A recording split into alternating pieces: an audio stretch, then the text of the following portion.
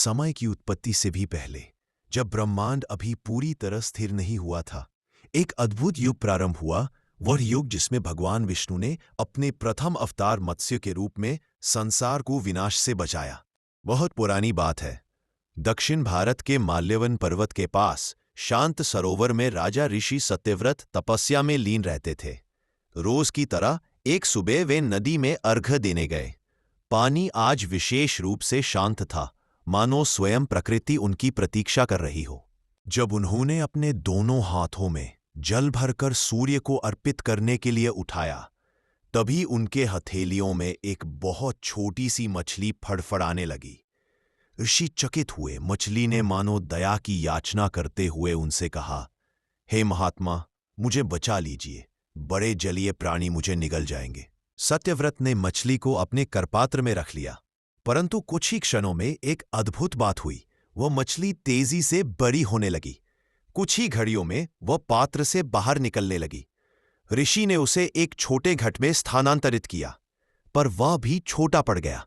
कई बार ऋषि ने नया स्थान दिया, पहले एक बड़े कुंड में, फिर सरोवर में और अंत में विशाल नदी में, किंतु मछली की वृद्धि रुकने का नाम नहीं ले रही थी। अंततः सत्यव्रत ने मछली से पूछा, हे अद्भुत प्राणी, तुम कौन हो? यह साधारण स्वरूप नहीं हो सकता। तुम लगातार बढ़ते ही जा रहे हो। तभी वह दिव्य मछली स्वर्णिम प्रकाश से भर उठी। उसका शरीर चंद्रमा की भांति चमकने लगा और उसके नेत्र सूर्य समान तेजस्वी हो गए। दिव्य स्वर गूंजा, हे राजर्षि, मैं तुमसे कुछ भी नहीं छिपाना चाहता। मैं ही विष्णु हूं, सृष्टि का पालन करने वाला। समय निकट है जब एक महाप्रलय इस पृथ्वी को ढक लेगा। तुम एकमात्र व्यक्ति हो जिसके माध्यम से मैं सृष्टि की रक्षा करूंगा। सत्यव्रत ने श्रद्धा से सिर झुका दिया। अब वे जान चुके थे कि यह सब भगवान की लीला है। सत्यव्रत, जब समुद्र अपनी सीमाएं लांघकर पृथ्वी को डुबाने लगेंगे, तब तुम एक विशाल नाव बनाना। उसमें बीजों, औषधियों, सभी जीवों के जोड़े, 7 ऋषियों और आवश्यक ग्रंथों को रखना। जब प्रलय का जल पूरी धरती को ढक लेगा, तब मैं पुनः मत्स्य रूप में प्रकट होकर तुम्हारी नाव को खींचूंगा। राजर्षि ने गंभीरता से आदेश स्वीकार किया और भगवान को प्रणाम कर लौट आए। आने वाले दिनों में सत्यव्रत ने विशाल नाव का निर्माण करवाया, एक ऐसी नाव जो किसी भी प्रलय को सह सके।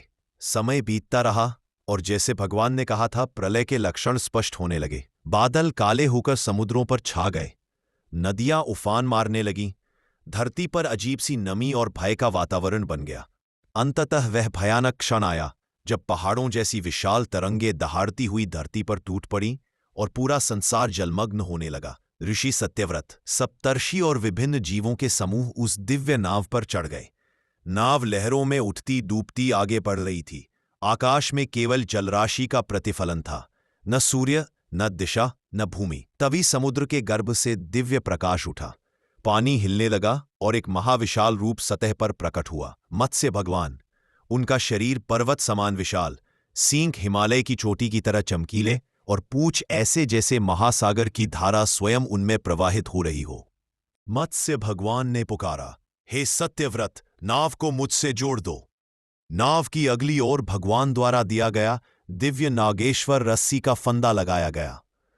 मत्स्य भगवान ने उस रस्सी को अपने सींग में अटका लिया और शांत लेकिन दृढ़ गति से नाव को खींचने लगे। नाव उनके पीछे पीछे प्रलय के प्रचंड समुद्र में सुरक्षित चलती रही। नाव में बैठे सप्तर्षि स्तुति गाने लगे और सत्यव्रत ध्यानमग्न होकर भगवान की महिमा का अनुभव करने लगे। भगवान ने उनकी चेतना में दिव्य ज्ञान का संचार किया, वेदों की उत्पत्ति, प्रकृति के तत्व, ब्रह्मांड के चक्र और सृष्टि पालन का रहस्य। इसी समय जल की गहराइयों में एक असुर भी जाग रहा था, हयग्रीव। वह प्रलय के अवसर का लाभ उठाकर वेदों को चुराने का प्रयास कर रहा था, क्योंकि उसके पास विश्वास था कि वेदों का ज्ञान प्राप्त कर वह अपार शक्ति का स्वामी बन जाएगा। लेकिन भगवान विष्णु को यह सब पूर्व से ज्ञात था। नाव को सुरक्षित खींचते हुए वे गहराई में उतर गए और हयग्रीव को युद्ध के लिए ललकारा। समुद्र में भयंकर संग्राम हुआ। बिजलियों जैसी चमक से जल लाल हो उठा, पर तरंगे ऊंची उठने लगीं। भगवान ने असुर का संहार किया और वेदों को पुनः प्राप्त कर लिया। महाप्रलय कई दिनों तक चलता रहा, पर धीरे धीरे जल का स्तर कम होने लगा। मत्स्य भगवान नाव को लेकर हिमालय की ऊंची चोटी पर ले आए। तभी एक दिव्य क्षण आया। सूर्य बादलों को भेद कर निकला और जगत को नई रोशनी में नहलाने लगा। मत्स्य अवतार के मुख से वाणी निकली, सत्यव्रत, तुम अब धरती पर मानव जाति के प्रथम जनक मनु के रूप में प्रतिष्ठित होगे। तुम्हारे द्वारा नई सृष्टि का विस्तार होगा।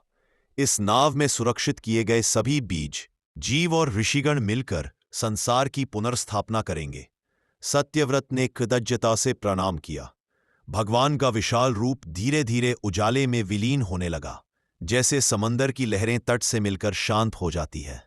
इस प्रकार मत्स्य अवतार ने संसार को विनाश से बचाया। उन्होंने यह सिखाया, जब समस्त संसार अंधकार से घिर जाता है तो ईश्वर स्वयं मार्ग दिखाने आते हैं। धर्म, सत्य और करुणा जिस हृदय में रहते हैं, वही व्यक्ति ईश्वर के किसी भी कार्य का साधन बन सकता है।